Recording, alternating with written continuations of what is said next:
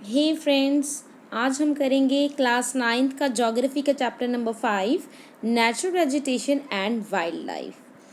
Have you observed the type of trees, bushes, grasses and birds in the field and the parks in and around your school? क्या आपने अपने school के आसपास जो bushes हैं, बश झाड़ियाँ होगी, trees होगी, grass हो गया, birds, सबको आपने अपने स्कूल में, पार्क में और कहीं पे भी ऑब्जर्व किया है? क्या ये सभी सिमिलर होते हैं या वेरिएशन होती हैं?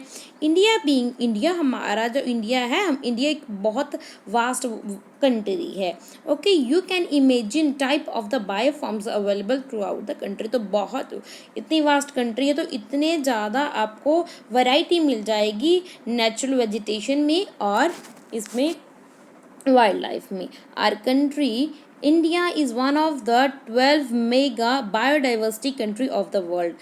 With about 47,000 plant species in India, occupies 10th places in the world and 4th in Asia in plant diversity. तो ये देखो, इतना बड़ा हमारा देश है, इतने बड़े देश में 47,000 प्लांट्स की स्पीसीज हमारे देश में पाई जाती हैं. पूरे वर्ल्ड में हमारा 10th पार्ट है, हमारा रैंक आता है, और एशिया में हमारी 4th रैंक है. यानी कि इतने ज़्यादा डाइवर्सिटी हैं प्लांट स्पीसीज की, 47,000.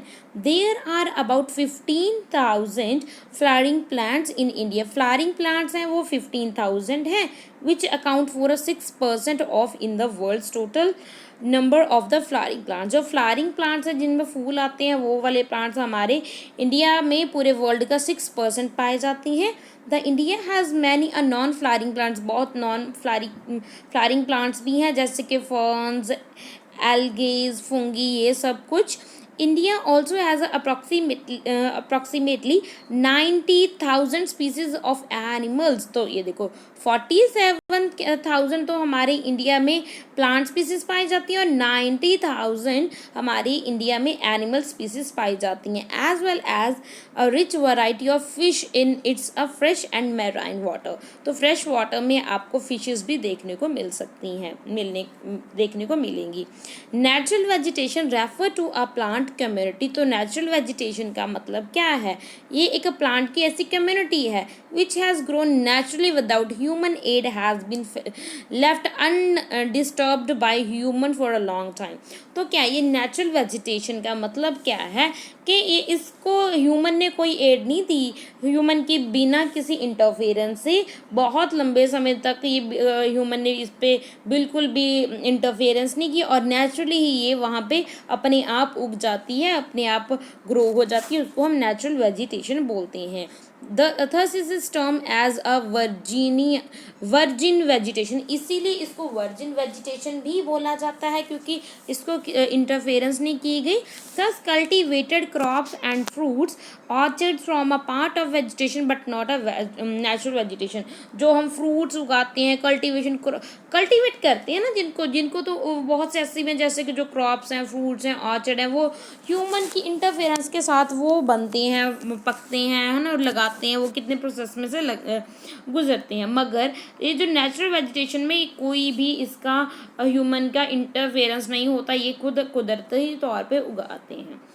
डू यू नो में देखेंगे, the virgin vegetation which are a purely Indian are known as endemic or are indigenous species, but those which have come from outside India are termed as exotic plant. तो ये भी बात समझने वाली है कि जो वर्जिन प्लांट जो नेचुरल वेजिटेशन है, जो तो बिल्कुल ही इंडिया की है, उसको तो एंडेमिक या इंडिजीनियस स्पीसीज बोलते हैं, और वो जो इंडिया से बाहर से आई है उसको एक्सोटिक प्लांट्स बोलते हैं. The term flora is use to denote plants of a particular region और अ पीरियड.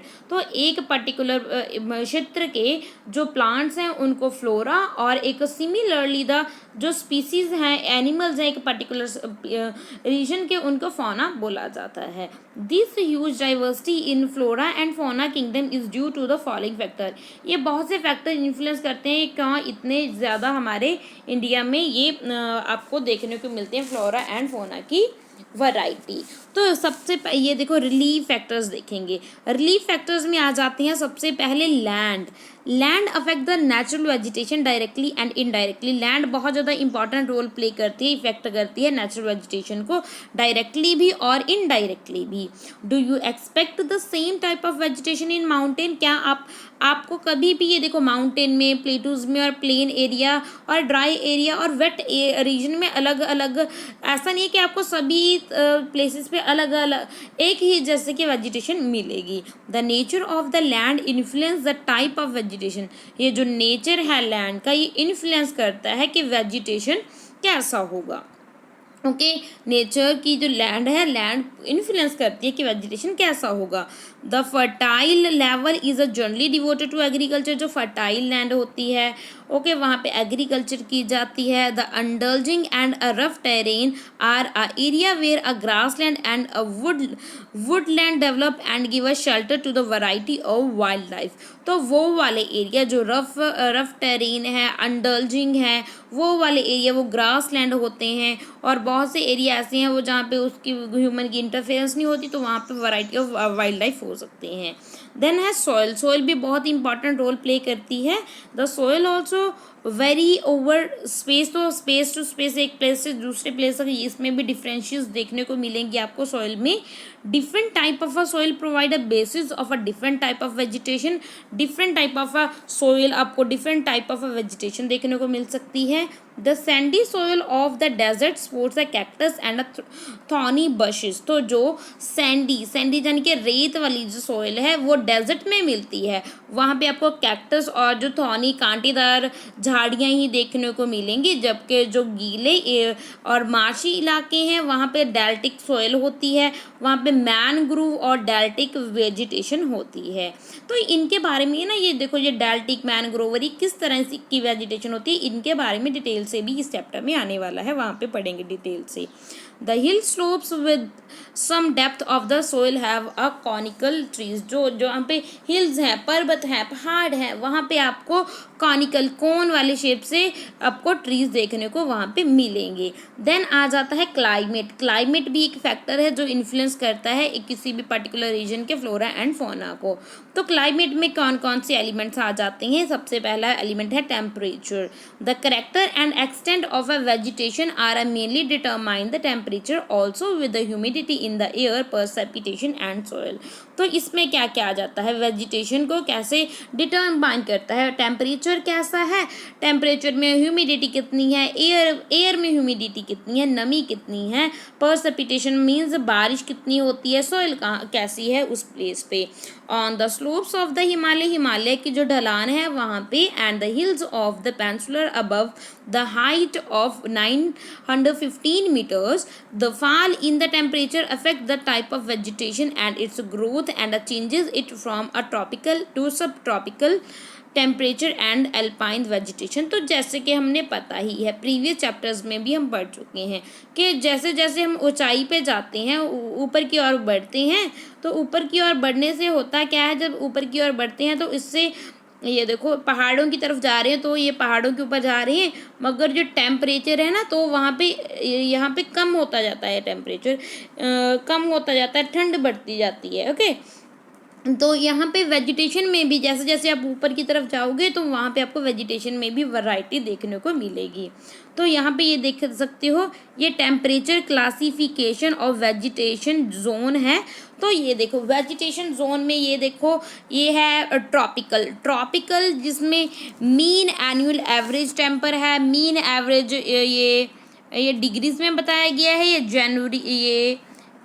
जनवरी में बताया गया। और रिमार्क्स देखिए, जो ट्रॉपिकल रीजन है जहाँ पे 24 डिग्री सेल्सियस ज़्यादा से ज़्यादा और ये 18 डिग्री सेल्सियस, यहाँ पे आपको फॉरेस्ट बिल्कुल नहीं देखने को मिलेंगे, यहाँ पे फॉरेस्ट ही नहीं है ट्रॉपिकल रीजन में। सब ट्रॉपिकल में जहाँ पे 17 डिग्री से लेकर 24 डिग्री सेल्सियस है, वहाँ पे फॉरेस्ट होंगे, कम होंगे। और टेम्परेट में वहाँ पे देखो 77 डिग्री सेल्सियस से 17 डिग्री सेल्सियस तक जाओगे आप तो फ्रॉस्ट कम स्नो, तो वहाँ पे फ्रॉस्ट हो और सम स्नो भी आपको देखने को मिलेगी, है ना। अल्पाइन में तो ये 7 डिग्री सेल्सियस पे ये देखो माइनस में भी चला जाता है जनवरी में, तो यहाँ पे स्नो पड़ती है। तो ये सोर्स कहाँ से लिया गया है, environment Atlas of India June 2001, central population control board Delhi. Okay, ये वहाँ से सोर्स लिया गया है। तो ये भी आप पढ़ लो तो अच्छी बात है, समझना ज़रूरी होता है ये भी। आगे है फोटो पीरियड। फोटो पीरियड मतलब सनलाइट। फोटो पीरियड का मतलब क्या है, सनलाइट। फोटो पीरियड के बारे में भी आपको पूछा जा सकता है ना, तो ये सनलाइट याद रखना है फोटो पीरियड का मतलब। The variation in duration of sunlight at a different place is due to difference in a latitude, altitude and season and during the day. तो ये वेरिएशन है, सनलाइट की वेरिएशन आपको डिफरेंट देखने को मिलेगी अलग अलग रीजन में, क्योंकि इसका कारण क्या है, लैटिट्यूड, एल्टीट्यूड और season, duration of the day, ये सभी फैक्टर्स इफेक्ट करते हैं। Okay, due to longer duration of sunlight, जहाँ पे ज़्यादा टाइम पे सनलाइट होगी, trees grows faster in summer, तो वहाँ पे क्या, ट्रीज समर में ज़्यादा तेज़ी से बढ़ेंगी जब जहाँ पे ज़्यादा सनलाइट होगी। तो क्योंकि भाई हमें साइंस में पढ़ते हैं ना कि वो सनलाइट, पानी, ये बहुत इंपॉर्टेंट है, सनलाइट बहुत इंपॉर्टेंट रोल प्ले करता है एक प्लांट को ग्रो करने में। फाइंड आउट देखिए, why are the southern slopes in Himalaya region covered with a thick vegetation covered as a compare to northern slopes of the same hills. तो ये क्या कारण है, इसका कारण जैसे जैसे हम पढ़ेंगे ना तो समझ में आ ही जाएगा आपको। आगे है पर्सिपिटेशन। पर्सिपिटेशन क्या है, in India almost the entire rainfall is brought in by the advancing southwest monsoon। तो जो ज़्यादातर जो रेनफॉल है हमारे इंडिया में वो सदर्न वेस्ट वाले पार्ट में जून से सितंबर तक होता है, और retreating north east monsoon area ये हैवी रेनफॉल होती है, और वहाँ पे डेंस वेजिटेशन देखने को मिलेगी अगर कंपेयर की जाए लेस रेनफॉल वाले एरियाज में। Why are the western slopes of the western Ghats covered with a thick forest and not the eastern slopes. तो ये देखो है ना, ये देखो हमने पढ़ा ना, ये वेस्टर्न घाट है इधर और ये ईस्टर्न घाट है। ये वेस्टर्न घाट ज़्यादा घनी है और यहाँ पे आपको कम देखने को मिलेगी वेजिटेशन। ये इसका क्या कारण है। Have you ever brought so as to why forests are important for human being? क्या अभी आपने सोचा है कि ये फॉरेस्ट हम ह्यूमन बीइंग के लिए क्यों ज़रूरी हैं। फॉरेस्ट आर रिन्यूएबल रिसोर्स, इसका सबसे पहला कारण है ये एक तो रिन्यूएबल रिसोर्स हैं और ये मेजर रोल प्ले करते हैं एक इन्वायरमेंट की क्वालिटी को इन्हेंस करने में, और ये मॉडिफाई करते हैं लोकल क्लाइमेट को, कंट्रोल करते हैं सॉइल एरोजन को, रेगुलेट करते हैं स्ट्रीम फ्लो को, और सपोर्ट करते हैं वैरायटी ऑफ इंडस्ट्रीज़ को, और ये एक लिवलीहुड भी है बहुत सी कम्युनिटीज़ के लिए, और ये पैनोरामिक और असिनरिक व्यू यानी कि रिक्रिएशन के लिए, लेजर के लिए, प्लेजर के लिए ये एक सीनिक ब्यूटी भी हमें प्रोवाइड करती हैं ये forest. They control wind force को कंट्रोल करते हैं, टेम्परेचर को कंट्रोल करती हैं और रेन का कारण भी बनते हैं। They provide humus in soil, तो ये सॉइल में नमी बनाए रखते हैं और बहुत से वाइल्ड लाइफ का ये घर भी होते हैं। इंडियाज़ नेचुरल वेजिटेशन, जो इंडिया की नेचुरल वेजिटेशन है, हैज़ अंडरगो मैनी चेंज, तो बहुत से चेंजेस होते जा रहे हैं हमारे इंडिया की वेजिटेशन में ड्यू टू सेवरल फैक्टर्स। बहुत से फैक्टर्स हैं जैसे कि डिमांड बढ़ रही है कल्टीवेटेड के लैंड के लिए, डेवलपमेंट हो रही है इंडस्ट्रीज़ की, माइनिंग के लिए, अर्बनाइजेशन हो रहा है, और ओवर ग्रेजिंग ऑफ पैशर्स के कारण ये चेंजेस हो रहे हैं। एक्टिविटी आप देख सकते हो, celebrate Van Mahotsav in your school में मनाते हैं ना वन महाउत्सव, कब मनाया जाता है कमेंट सेक्शन में बताइए जिसको पता है। तो locality and a plant a few spelling and a notice their growth, तो ये देखो प्लांट का देखो कैसे सैम्पलिंग होगा, वो कैसे कैसे कितने समय में बढ़ता है ग्रोथ, उसके सारे नोटिस करना आप, ठीक है। आगे है the vegetation cover of India in a large parts is no more natural in a real sense. जो नेचुरल कवर है इंडिया के लार्ज पार्ट में वो नो मोर नेचुरल, वहाँ पे रियल सेंस में ज़्यादा नहीं है, except in some inaccessible region. कुछ जैसे इनएक्सेसिबल रीजन है जैसे कि हिमालय हो गया, हिली रीजन हो गए सेंट्रल इंडिया के, और मारुस्थली हो गए। आगे है वेजिटेशन, बहुत से एरिया में ऐसा है जो मॉडिफाई होता है सम प्लेसेस पे, और रिप्लेस्ड और degraded by a human occupancy. Okay, तो स्टडी द बार ग्राफ 5.1 में बार ग्राफ जो दिया हुआ है उसको अच्छे से आपने स्टडी करना है। ये हमने कर ही लिया था, सबसे पहले ही कर लिया था। Okay, and answer the following question. Name the state having maximum area under forest cover.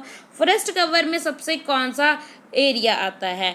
Name the union territory having maximum area under forest and cover and why. तो ये सभी का आंसर आपको ना जैसे जैसे चैप्टर पढ़ोगे सभी का आंसर मिलता ही जाता है, फिर बाद में आप रिलेट करते जाया करो, है ना।